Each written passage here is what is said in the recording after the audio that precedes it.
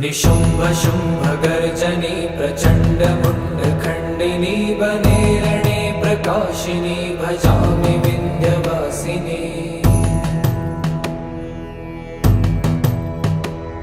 त्रिशूलमुण्डधारिणी धराविघातहारिणी गृहे गृहे निवासिनी भजामि विन्ध्यवासिनी।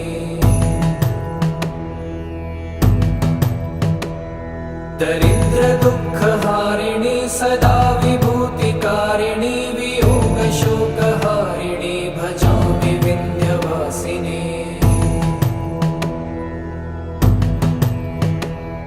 लसत्सुलोललोचनं लतासनं वरप्रदं कपालशूलधारिणी भजामि